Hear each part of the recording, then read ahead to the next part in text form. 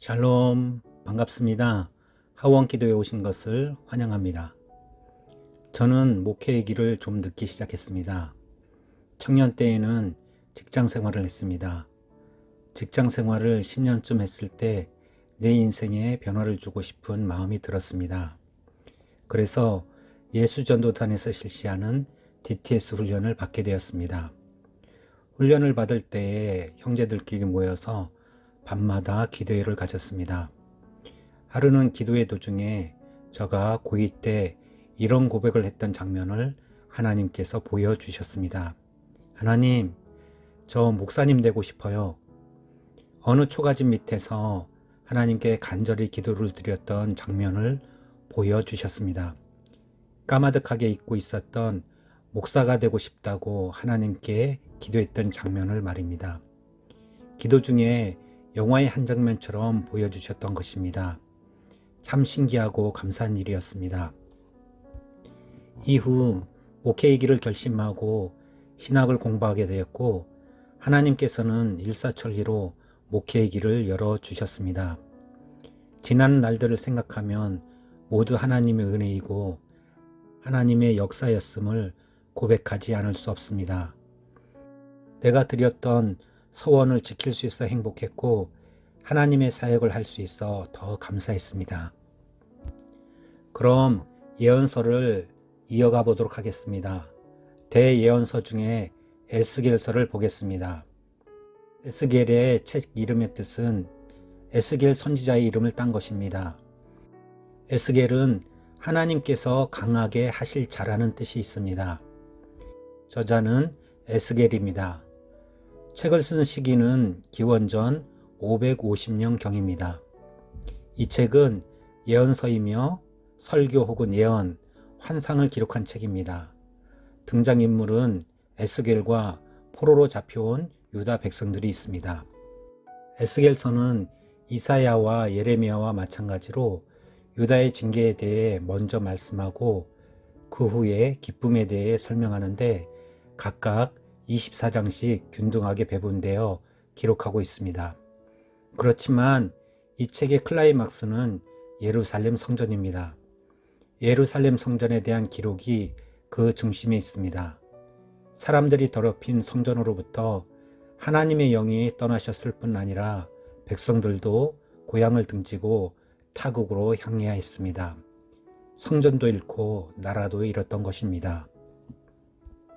곡과 마곡은 하나님께 대적하여 하나님의 백성들을 멸망시키려는 악의 세력을 상징하는데 이들과의 대대적인 전쟁은 장차 메시아의 길을 예비할 것이며 그분의 구속받은 백성들이 고향으로 돌아와 대규모의 성전을 재건하기 위한 길을 예비할 것이라고 합니다.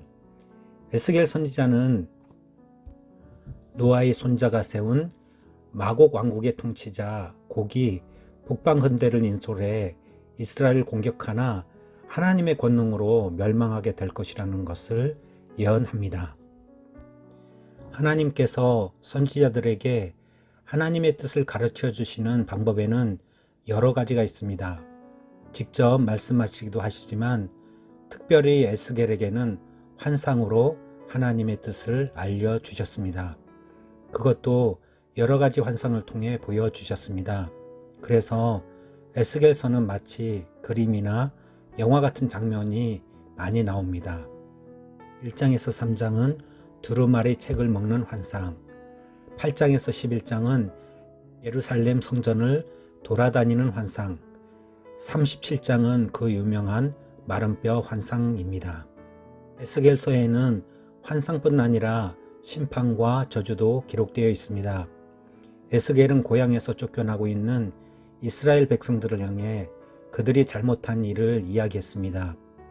에스겔서에는 심판과 천국에 대한 환상과 장래의 소망도 기록되어 있습니다.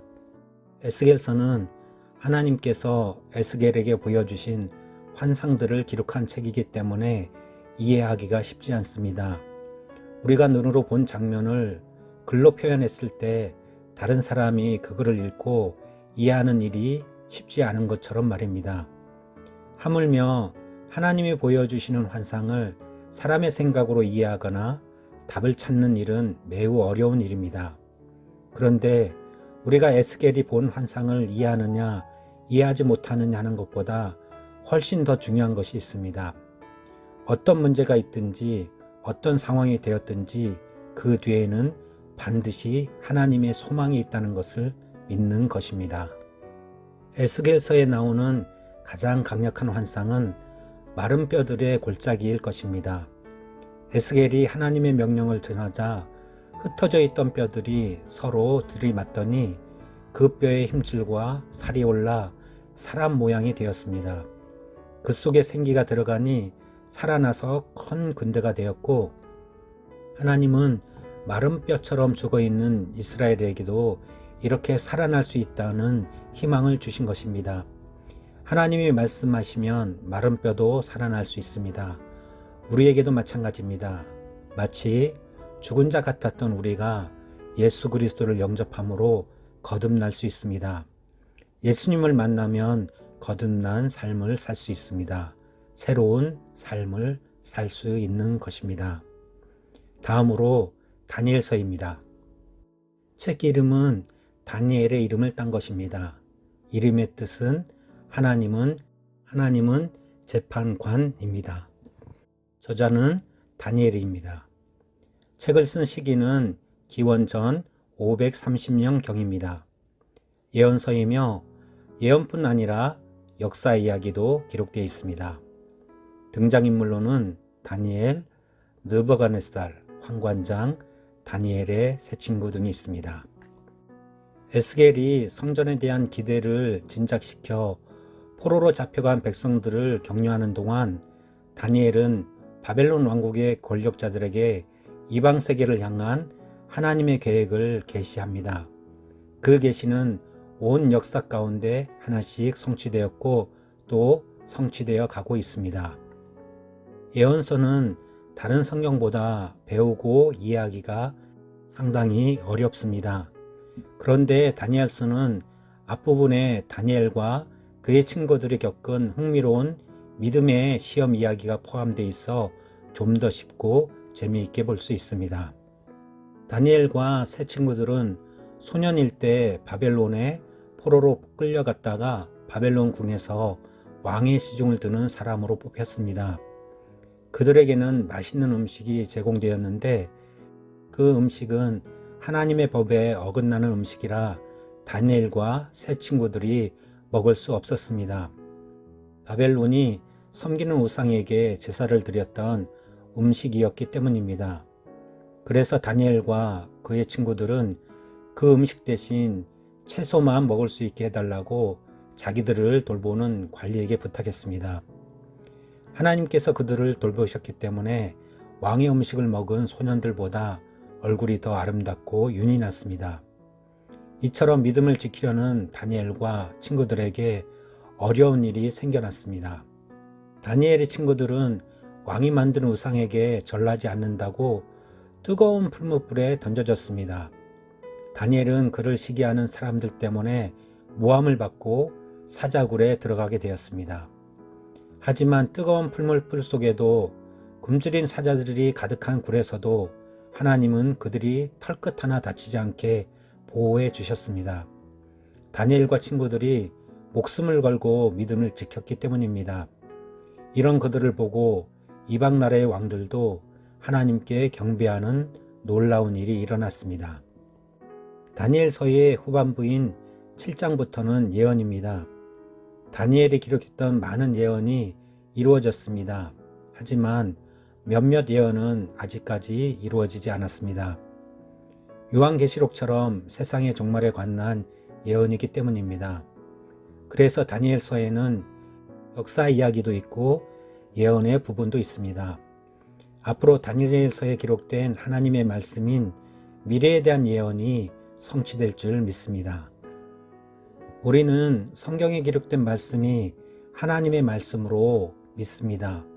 성경에 기록된 말씀은 모두 성취될 줄 믿습니다. 그러기에 우리는 하나님의 말씀에 경청하고 순종하는 것입니다. 하나님의 말씀이 우리를 주장하시도록 말씀대로 행하고 말씀대로 사랑하고 말씀대로 전하는 우리가 되어야 할 줄 믿습니다. 기도하겠습니다. 하나님은 완전하시며 우리를 끝까지 사랑하는 분이심을 믿습니다. 하나님은 마른 뼈 같은 우리를 선택하시고 하나하나 각 부분을 만져주시고 생기를 허락하여 주셔서 하나님의 자녀 삼아 주셨습니다. 이제 우리는 하나님의 자녀입니다. 하나님의 군대입니다. 이것을 잘 지켜나가게 하옵소서. 하나님의 군사로서 역할을 하게 하옵소서. 사탄과 싸워 능히 이길 힘과 용기를 허락하여 주옵소서. 강한 믿음을 주옵소서. 믿음을 주시되 다니엘과 같은 믿음을 허락해 주옵소서. 하나님을 통해서 모든 것이 가능하다는 믿음을 허락해 주옵소서.